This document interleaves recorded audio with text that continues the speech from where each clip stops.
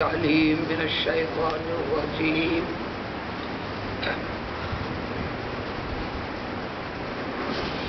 تلك حدود الله ومن يطع الله ورسوله يدخله جنات تجري من تحتها الأنهار خالدين فيها وذلك الفوز العظيم.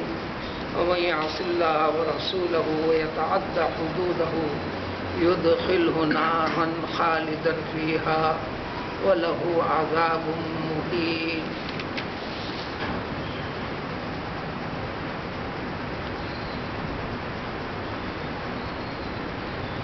مسائل کا سلسلہ جو سورہ کی ابتدا سے شروع ہوا،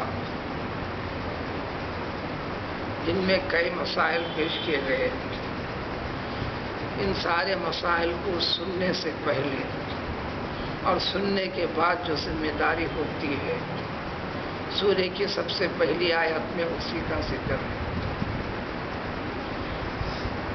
وہی آیت ہے جو خطبہ نکاح میں ہمیشہ لازماً پڑھی جاتی ہے، جس کے ذریعے سے یہی بتانا ہے کہ اس کے بعد والی آیت سے اس سورہ کے ختم تک انسانوں کے لیے انسانی مسائل اس کے ساتھ جڑے رہنا، وہ مسائل بھی اللہ تعالیٰ کی طرف سے پیدا کردہ ہیں. ان میں سے ان مسائل سے جڑنے کا صحیح طریقہ یہ ہے، اس صحیح طریقے سے ہٹنے کا نام گناہ ہے، نافرمانی ہے، اللہ کے غضب کا سبب ہے. اس لیے اس آیت میں 2 مرتبہ اتقوا اللہ کا حکم کو ماننے کا حکم دے کر اتقوا اللہ فرمایا، پھر اللہ کے غضب کا ذکر فرمایا کہ اللہ تعالیٰ سے ڈرو. 3 مضمون خاص طور پر ذکر کیے گئے. ان 3 مضمونوں سے متعلق آج کی اس آیت میں ہے.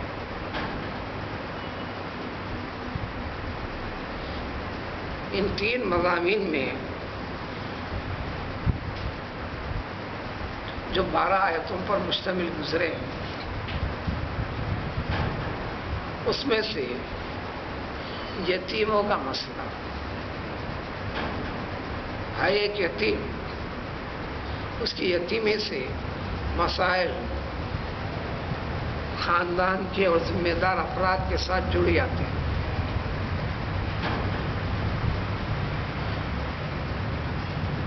یتیم کمزور، ضعیف، بے سہارا، دنیا کی زندگی میں اولاد کے لیے اصل سہارا والد ہوا کرتا ہے. زندگی کا قوام یعنی قیام، اس کو باقی رکھنے کی بنیاد، اس کو تعلیم دینے کی بنیاد، اس کو تربیت دینے کی بنیاد، اس کو اس دنیا کی زندگی کا ایک مستقل، قابل لحاظ، قابل اعتبار فرد بنانے کی بنیاد ایک باپ ہوا کرتا ہے. اس مسئلے کے اس میں یتیم ان سے مسائل کا تذکرہ ہوا، یتیم کے ساتھ جڑے ہوئے افراد کو. اور یتیموں کے اندر لڑکے بھی ہوا کرتے ہیں، لڑکیاں بھی ہوا کرتے ہیں. پھر ان سے جب بڑے ہونے کے بعد مسائل پیدا ہوتے ہیں، پھر ان سے متعلق معلومات سے متعلق انسان کی نظریں بگڑتی ہیں. پھر شادی بیاہ کا تذکرہ، پھر اس کے اندر تعدد ازواج میں آخری حد 4 تک کی حد بتائی گئی. پھر اس میں شادی کے مسئلے میں جو مہر وغیرہ سے متعلق مالی معاملات ہیں، اس کے متعلق وضاحت، تفصیل.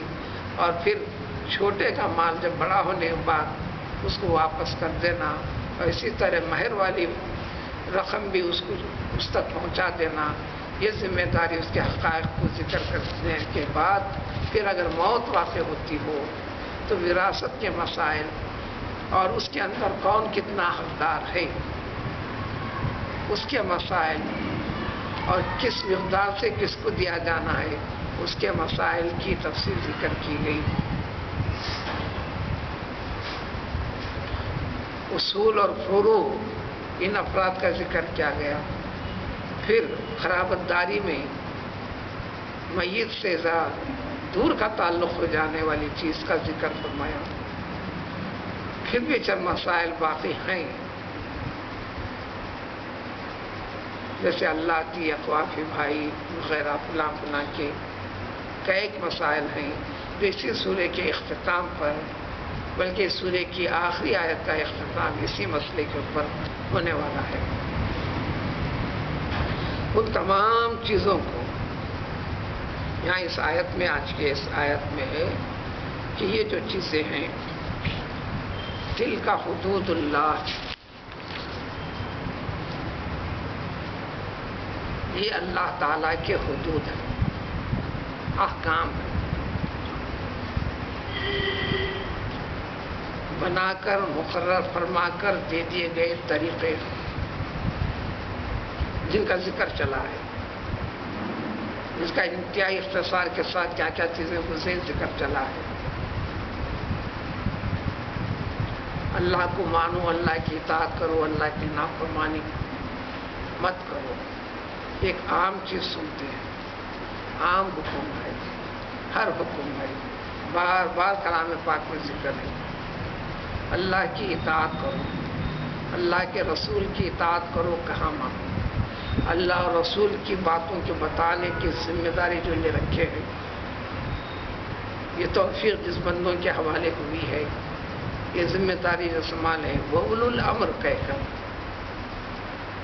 ان کی بھی کہاں مانو. تم پر حکمراں طبقہ جو ہے ان کی بھی اطاعت و فرما برداری کرو. یہ ساری کی ساری چیزیں ذکر بار بار آتی ہیں. یہاں ایک مسائل کئی چیزیں کی ذمہ داریوں کا ذکر جو انسان کا انسانوں سے ملنے کی وجہ سے تعلق ہوتا ہے، مسائل پیدا ہوتے ہیں. ان مسائل کی تفصیل کو ذکر فرما کر فرمایا کہ یہ اللہ تعالیٰ کے حدود ہیں، اللہ تعالیٰ کی بنائی ہوئی شریعت ہے، طریقہ ہے انسانوں کے لیے. تو اطاعت اور عبادت کا تعلق جو ہے صرف نماز کے ساتھ نہیں، صرف روزہ رکھ لیا یہ اطاعت و عبادت نہیں ہے. حالانکہ اطاعت و عبادت کا حصہ ہے، نماز اطاعت و عبادت کا سب سے بڑا حصہ ہے. نماز کی حقیقت کو قرآن نے ذکر کر دیا کہ نماز وہ ہے کہ جو زندگی کے ہر پہلو میں اطاعت و فرمانبرداری کو پیدا کرنے والی چیز کا نام نماز ہے. ان الصلاۃ تنہی عن الفحشاء والمنکر.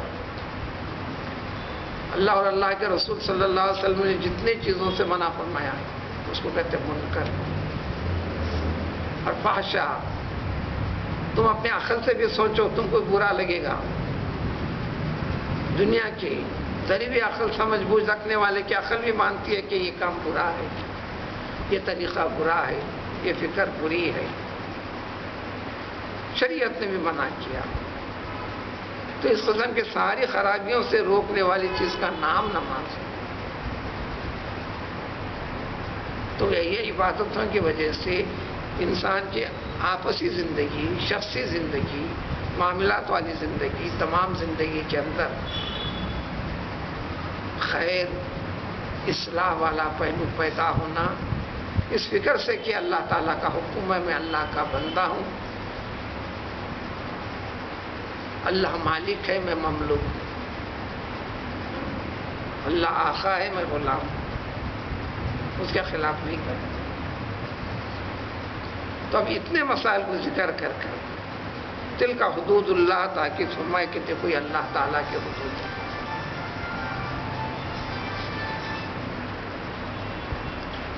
دین کے سبھی معاملات عام طور پر، خاص طور پر یہاں پر سیاق سباق کے ساتھ، اسی لیے پاکی علامت وقف مطلق، ایک بات پوری طرح اچھی طرح سن کر غور کر لو.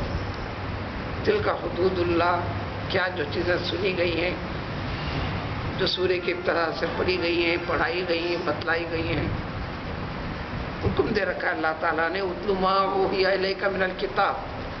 یہ کلام پاک کے ذریعے سے جو چیزیں تم تک پیش کی گئی ہیں تم اس کو پڑھو، تم اس کو سنو.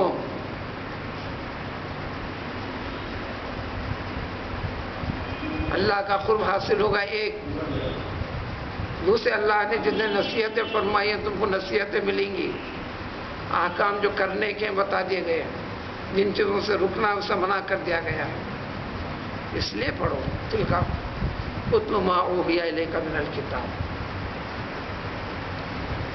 اس لیے کلام پاک کی تلاوت، نماز میں اس کی تلاوت کو لازم اور فرض قرار دے دیا گیا۔ یہ اور بات ہے کہ سہولت بھی دے دی اللہ تعالیٰ نے، اپنی سہولت کے مطابق پڑھے۔ اتنا قرآن کا یاد کرنا جس میں نماز ادا کر سکتا ہوتا تو فرض عین ہے ہر مسلمان کے، اس سے کوئی چھٹکارا نہیں، اور اس استطاعت کو آگے بڑھانا یہ ذمہ داری ہے۔ تمام قاعدے کے تحت بتاتی ہوں، من یطع اللہ ورسولہ، جو شخص بھی اللہ تعالیٰ کی اطاعت کرے گا، اللہ کا کہا مانے گا۔ اب اطاعت کس کو کہتے ہیں؟ ان چیزوں کو ذکر کر کر فرمایا کہ جو بھی اللہ کی اطاعت کرے گا، یعنی یہ وہ چیزیں جس پر اطاعت کرنا ضروری ہے، لازم ہے، فرض ہے۔ ورسولہ، اللہ کے رسول صلی اللہ علیہ وسلم کی اطاعت کرے گا، اللہ کا ہر پیام بواسطے پیغمبر صلی اللہ علیہ وسلم۔ یہاں تو مسائل صرف 2 آیتوں میں گزرے، اس کی وضاحت تفصیل کوئی خطائی عدد نہیں، کم و بیش 100 احادیث سے زیادہ اس کی تفصیل ہے ان 2 آیتوں میں۔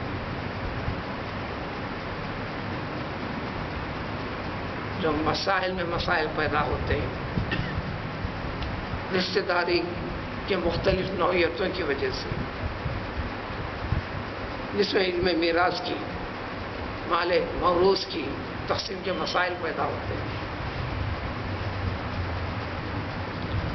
نہ سمجھنے پر انسانوں میں آپس میں نفرتیں پیدا ہوتی ہیں، دوری پیدا ہوتی ہے، جو قتل و غارت گیری کا ذریعہ بنتا ہے۔ اطاعت پر سب کے اندر ایک اطمینان، سکون پیدا ہوتا ہے، دنیا کی زندگی کا اطمینان، آخرت کے اندر دوامی اطمینان، پھر اللہ تعالیٰ کی عطا، جیسا کہ شاید میں ذکر ہے، جو بھی اللہ تعالیٰ کے، اللہ کے رسول صلی اللہ علیہ وسلم کی اطاعت کرے گا اپنے پر، یعنی ان احکام پر اس کے مطابق زندگی اختیار کرے گا، تو اللہ تعالیٰ فرماتے یدخلہ جنات، اس کو داخل فرما دیں گے، فرماتے ہیں جنتوں میں، بڑے انعامات ہیں، کیونکہ جنتیں ایسی جنتیں جس میں نہریں رواں دواں ہیں۔ نہروں کی وضاحت قرآن میں دوسری جگہ سورہ محمد میں تفصیل آئی ہے۔ یہ نہریں 4 قسم کی ہوں گی جو ہمیشہ رہیں گی۔ شہد کی نہر ہوں گی جو دنیا کے شہد کے سوا ہوں گی، شراب کی نہر ہوں گی جو دنیا کی شراب جیسی نہیں ہوں گی، دودھ کی نہر ہوں گی، دنیا کا دودھ ایک مدت تک رہتا، خراب ہوتا ہے، وہاں ایسا نہیں، پانی کی نہر ہوں گی۔ اس لیے نہریں جب قسموں میں بڑھ گئیں 4، تو لہذا ادنا سے ادنا جنتی کے لیے بھی کسی کے لیے 2 نہر 1 نہر ایسا نہیں، پورے 4 نہریں ملیں گی۔ جب جنت کا حقدار ہے تو 4 نہریں، اس لیے جہاں جہاں نہر کا ذکر ہے جمع کے ساتھ ہے، نہریں نہریں نہریں۔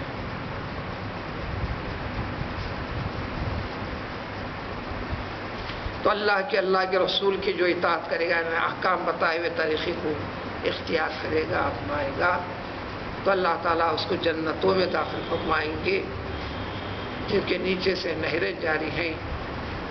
اور یہ جنتیں اور اس کا قیام اور یہ عطا خداوندی ہمیشہ ہمیشہ کے لیے رہیں گی، دنیا کی زندگی کے جیسا نہیں۔ اس میں تغیر ہے، تبدیلی ہے، کمی ہے، زیادتی ہے، دکھ ہے، سکھ ہے، اچھا ہے، برا ہے، ایسا نہیں، ہمیشہ ہمیشہ کے لیے راحت کے ساتھ نہیں۔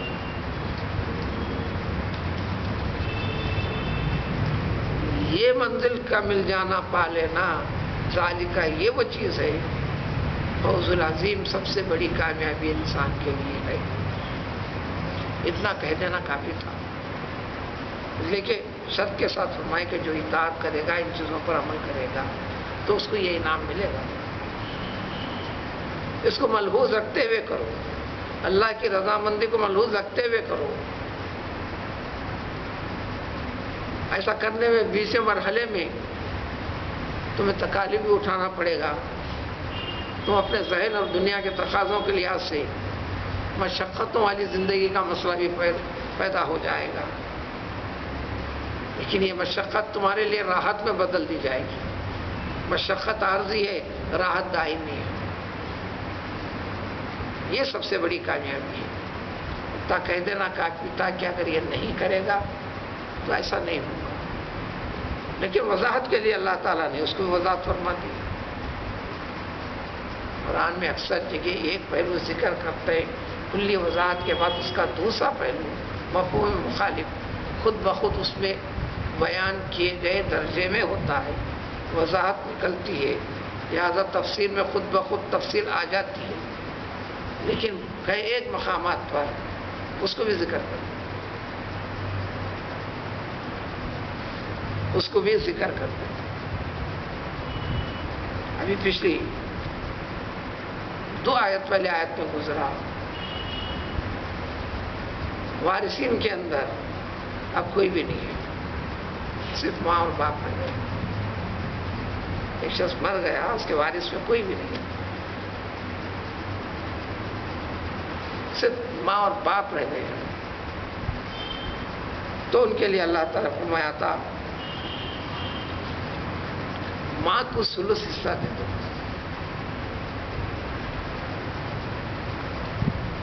اس کے بعد تفصیل نہیں پیش کر، نہ پیش کرنے کے باوجود بھی وہ ذکر رہے، اب کوئی بھی نہیں وارث،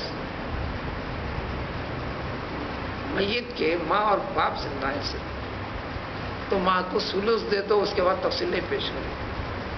تو خود تفصیل ذکر میں ہے تو بقیہ 2 ثلث ہے، باپ کو ملے گا۔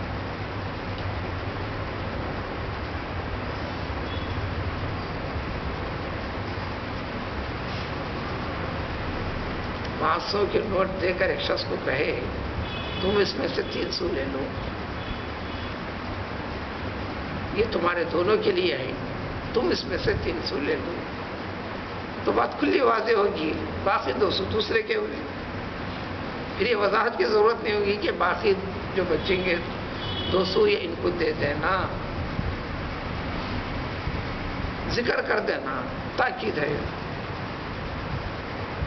تو اسی طرح یہاں بھی یہ انعام کا ذکر اطاعت و فرما برداری کرنے والوں کے ذکر کے بعد اس کا خلاف ورزی کرنے والوں کے لیے جو یہ چیز نہیں ہوں گی، جو کامیابی والی چیز ہے، جنت کا داخلہ، اللہ تعالیٰ کی رضامندی وغیرہ، تو اللہ کا غضب ہوگا، اللہ کا عذاب ہوگا، خود واضح ہے، لیکن پھر بھی اللہ تعالیٰ وضاحت کرتے ہیں وَمَن يَعْصِ اللَّهَ وَرَسُولَهُ۔ اتفاق سے یہ لفظ عربی کا اردو میں استعمال کرتے ہیں، عاصی، گناہگار، خطا کار، اور جو بھی اللہ تعالیٰ کی نافرمانی کرے گا کہاں نہیں مانے گا، یہ اس کی ضد، اطاعت کی ضد عصیان، اطاعت کہاں ماننا۔ ٹریفک کے اصول کو آپ ملحوظ رکھتے ہوئے چلتے ہیں تو مطلب یہ ہوا حکومت کے قانون کو آپ مانتے ہیں، اطاعت کرتے ہیں، خلاف ورزی نہیں کرتے، تو ان احکام کے اوپر عمل کرتے ہیں تو اللہ کا آپ نے کہاں مانا، اللہ کو مانا، اللہ کی بڑائی کو تسلیم کیا، اللہ کے قانون کے تحت چلنے کو، اس کے تابع ہونے کا اعتراف عمل کے لحاظ سے کیا، زبان سے اللہ کہتا رہا، ذکر میں اللہ کہتا رہا، نماز بھی ادا کر لیا، لیکن ایسے معاملات کے اندر جب عملی طور پر میں اس کے اوپر عمل نہیں کیا تو پھر اللہ کو مانا کہاں سے، اللہ کو مانا کہاں سے۔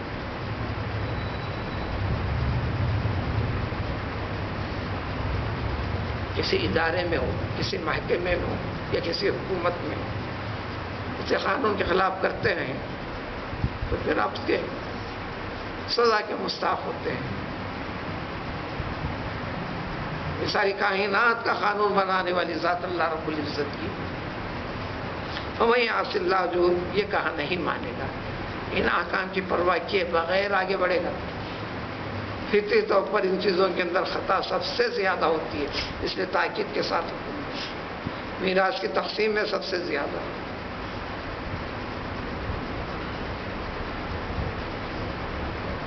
ایک شخصیت، اچھی شخصیت تھی ہماری اسی محلے کی، میراث سے متعلق مسئلہ، دینی مطالعہ کثرت سے کیا کرتے تھے،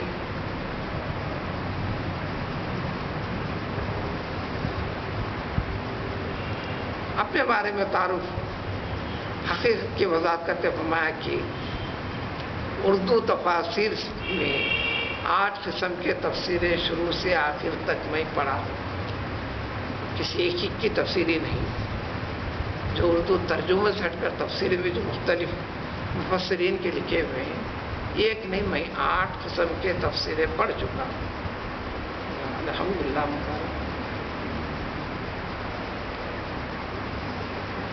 یہ کہہ کر میں احکام کو جان کر یہ کیا ہوں، اللہ نے اولاد پہ اچھی خاصی عطا فرمائے، لڑکے بھی لڑکیاں بھی، اس کے پیچھے بھی بڑے واقعات ہیں، ایسے 2 فرد گزرے ہیں، ایک فرد کی اولاد زیادہ تو ایک دوسرے فرد بھی نام غرانے مطلب کہ مجھے بھی اولاد کی کثرت، ان سے زیادہ مجھے اولاد، ان سے زیادہ، یہ دونوں کے اندر مقابلہ بھی چلا ہے، اور زیادہ اولاد والے ہوئے ہیں، اس کا ذکر مجھے کرنا ہے، حقائق و تفصیلات معلوم۔ اتفاق سے دنیا کے ذرائع اسباب سے بھی جڑے ہوئے، جاگیر جائیداد، اس وقت تو میرا اندازہ تھا، کبھی کبھی میں اپنے انداز میں کہتا تھا، ایسا لگتا ہے کہ حیدرآباد کا ایک خاص مستقل ایک حصہ اپنے قبضے میں رکھا ہے، چلو اولاد کی کثرت ہے، ان کو اپنی زندگی بعد حوالے کرنے کے لیے رکھا ہے، لیکن اب وہ اولاد اس کی حفاظت کر نہیں سکی، ناقدری بے راہ روی سے تقریباً ادھر کا ادھر کر دیا گیا۔ اب یہ صاحب 8 قسم کی تفسیریں پڑھنے والے اپنی بچوں کی شادیاں کیے دنیا کے تقاضوں کے لحاظ سے، جس کو اچھی شادی کہتے ہیں، انہی کے اپنے الفاظ۔ اب مسئلے کے اوپر اطمینان لینے کے لیے میرے پاس آئے بہت سے امام صاحب، میں اللہ نے اتنی زیادہ بچہ بھی دیا ہے، ہر ایک کی شادی میں اچھی طرح کیا ہوں، اور ہر بچی سے یہ وعدہ بھی لیا ہوں، دیکھو بیٹا، جو کچھ کرنا تھا تمہاری شادیوں کے عنوان سے سب کچھ میں نے بہت کچھ خرچہ کر ڈالا، یہ کرا، اب اس کے بعد یہ وراثت میں تمہارے لیے کچھ نہیں ملے گا، میں ابھی سے تمہارے سامنے کہہ دے رہا ہوں، عہد لے رہا ہوں، ان کے الفاظ میں جو وضاحت ہے میرے پاس۔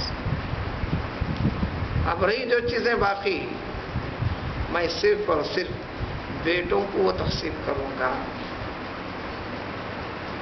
جو گھروں کی شکل میں، زمینات کی شکل میں، پیسے کی شکل میں سب کچھ ہے، جو اچھا خاصا قابل لحاظ بڑی مقدار میں ہے، یہ بچوں کا حق ہے۔ بچوں نے سنا، شادیوں کے وقت پہ بچوں کی عقل پختہ نہیں، یہ مسئلے کی کئی مرتبہ وضاحت کر چکا۔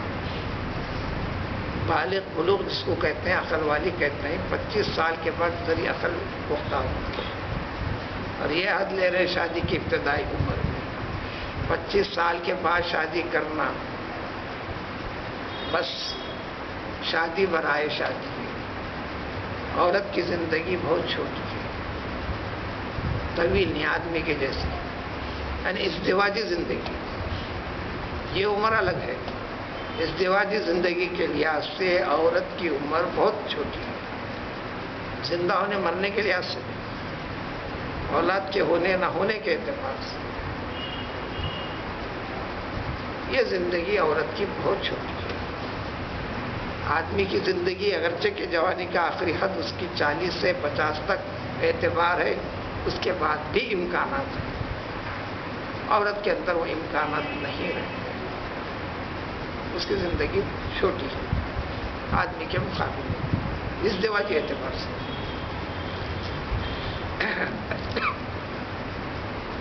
تو بچوں کے لیے میں لکھ دیا ہوں وصیت میں، یہ بھی کہا ہوں یہ بچے کو فلاں تھا فلاں فلاں تھا۔ اب میں ان کے کو سمجھانے کے لیے کہا، خیر آپ نے تو 1 نہیں 8 تفسیریں پڑھنے کا اعلان کر دیا ہے، ترجمہ الگ چیز ہوتی ہے، تفسیر الگ چیز ہوتی ہے۔ تفسیر میں ہر آیت کے تحت جہاں جہاں احکام ضروری ہوتے ہیں پوری تفصیلات، کیا جائز کیا ناجائز کیا چیزیں، ساری چیزوں کی وضاحت ہوتی ہے، اس کا نام ہے تفسیر۔ ان سے صرف ایک ہی بات کہا، بچیوں کے شادی میں اچھا خاصا خرچہ کیا آپ نے، ابھی کہا ٹھیک ہے، بیٹوں کی شادی کر دیا، ہاں بیٹوں کی شادی کے اوپر کتنا خرچہ کیا، کیا ان کے اوپر اچھا خاصا خرچہ کیا نہیں کیا، کرنے لگے ہاں، تو پھر اس مسئلے میں دونوں برابر ہوئے، بیٹے اور بیٹیاں، پھر بیٹیوں کو محروم کرنے کا یہ آپ کا دماغ کہاں سے کام کیا، صاحب نے اس کے بعد فرمان رسول صلی اللہ علیہ وسلم کو بتلایا کہ لا وصیت لوارث، مرنے کے بعد جو مورث وارث ہونے کے جو حقدار اللہ تعالیٰ بتائے ہیں، ان سے متعلق کسی بھی قسم کی وصیت کرنا جائز نہیں، درست نہیں۔ ان سے ہٹ کر جن کو نہ ملنے والا ہے ان کو کچھ عطا کرنا چاہتے ہیں تو وصیت کر سکتے ہیں، یہ شریعت ہے۔ بات سمجھ میں کر گئے، اس کے بعد عمل کیا ہوا وہ تفصیلات مجھے آئی بھی نہیں، عمل جان کر اپنا میں کروں گا بھی کیا، مجھے جاننے کی ضرورت بھی نہیں، مجھے کھوج نہیں کرنا، مسئلہ ہے بتا دیا، کیا شکل ہوئی مجھے پوچھنے کی ضرورت ہے، وہ افراد سب پھیلے ہوئے ہیں۔ تو اس قسم کا آدمی اپنے طور پہ فیصلے لیتا ہے، اس لیے قرآن کو اتلو ما اوحی الیک من الکتاب، تلاوت کرتے رہو اللہ تعالیٰ کی جو کتاب اللہ تعالیٰ نے تمہیں دی ہے، تاکہ اللہ کے احکام کو ریویژن ہو سکے۔ ایک ہی مرحلے میں سمجھ میں نہیں آتی، سمجھتے چلو، اس لیے تلاوت کو لازم قرار دیا، اس کے سمجھنے کو دین کا حصہ قرار دیا۔ کل کے جمعے میں یہ تفصیل گزر چکی ہے آپ کے لیے، جو تھے امام احمد بن حنبل کی تفصیل، انہوں نے خواب میں رب کو دیکھا، یہ تفصیل بھی بتا دی گئی۔ خوابوں میں سب سے اچھا بہتر خواب وہ ہے جو انسان خواب میں اللہ کو دیکھتا ہے، کیا نوعیت ہوتی وہ تفصیل جاننے کی ضرورت نہیں، نہ بتا سکتے، جتنا لگاؤ ہوگا اللہ تعالیٰ کے حقیقت کے ساتھ، عملی دنیا کے ساتھ، اس کے لیے یہ چیزیں ہیں۔ تو انہوں نے رب سے پوچھا، اللہ تعالیٰ تیرا سب سے زیادہ قرب حاصل کرنے والے بندے کون ہیں، کس چیز کے ذریعے سے ان کو زیادہ قرب حاصل ہوتا ہے؟ تو رب نے فرمایا میرے کلام سے، قرآن پاک کے ذریعے سے۔ تو انہوں نے وضاحت طلب کی کہ بفہمین او بغیر فہمین، کیا اس کلام پاک کو جو سمجھ کر پڑھتا ہے وہ شخص مراد ہے، یا بغیر سمجھے صرف تلاوت کرتا ہے وہ ہے؟ تو اللہ تعالیٰ نے فرمایا ان کو خواب میں، ان کے خواب والی چیز ان کے لیے چیز ہے، لیکن اس میں کام والی چیز جو امت کے لیے بفہمین و بغیر فہم، کلام پاک کے ساتھ جو جڑ جاتا ہے، جو سمجھ کر پڑھتا وہ بھی، اور جس کو وہ سمجھنے کی وہ طاقت نے، صلاحیت نے، مر کلام پاک سے اپنے آپ کو لگائے رکھتا ہے اس کے ذریعے سے۔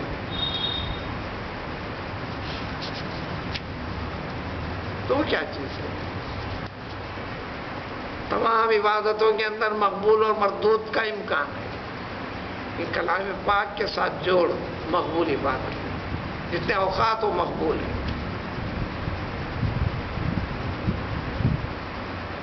اعلان رسول صلی اللہ علیہ وسلم.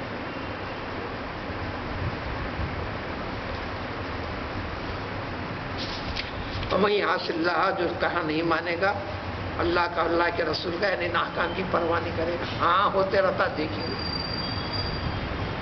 وہ تعدیٰ پھر تاکید بلکہ اس کے حدود کو پار کر جاتا ہو, خلاف کر جاتا ہو, تجاوز کر جاتا ہو, کیونکہ بڑی ناراضگی کی چیزیں اس لیے تاکید کے ساتھ وضاحت کی ہے. یدخلہ اللہ تعالیٰ اس کو داخل فرمائیں گے آگ میں, اس آگ میں ہمیشہ رہے گا. یہاں ہمیشہ سے مراد اللہ کا ہمیشہ جب تک ہے اس رہے گا.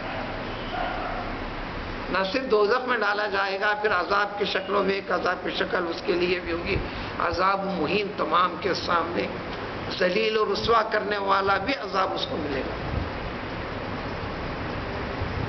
اللہ کے احکام کی پرواہ کے بغیر مخالفت میں اللہ کے مخلوق کے ایک حصے کو, چاہے وہ بھائی کی شکل میں ہو, بیٹے کی شکل میں ہو, باپ کی شکل میں ہو, ماں کی شکل میں ہو, بہن کی شکل میں ہو, یا شوہر کی شکل میں ہو یا بیوی کی شکل میں ہو, ان کے حق کو طلب کیا. معاملات بہت اہم, اس سے جن سے معاملات کے اندر خرابی ہو چکی ہے اس کے طریقے بتا دیے گئے. اب اس کا ازالہ ممکن نہیں ہے, تو جو ذہن میں رکھ کر ان کے حق میں دعا کرتے رہنا, ان سے متعلقین اگر ملتے ہیں تو ان کے اوپر کچھ مہربانی کرتے رہنا, ورنہ ادھر کے نیک اعمال اس کو دیے جانے والے ہیں. ازالے کا ایک طریقہ نہیں.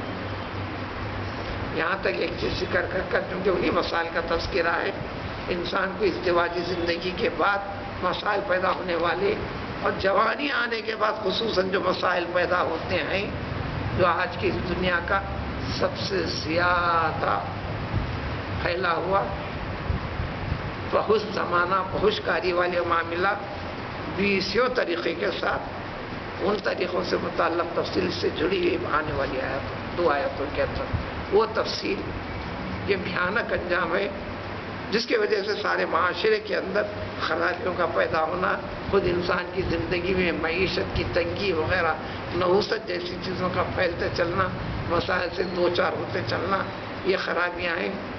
ان خرابیوں سے دور ہونے کے لیے تاکید اور کیا کیا انسان کرتا ہے, کس حد تک گزرتا ہے.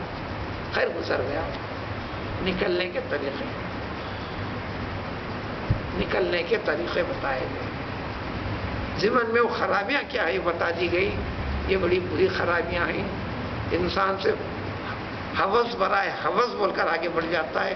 ایسا نہیں, جو ہوس والی چیز کو ہٹا کر وہ ایک ضرورت اور فطرت کے ایک تقاضے والی چیزیں رب العزت نے انسان کے اندر ایک امانت کے طور پر رکھی ہے, اس کو امانت کے لحاظ سے اس کو صرف کرنا یہ منشاء خداوندی ہے.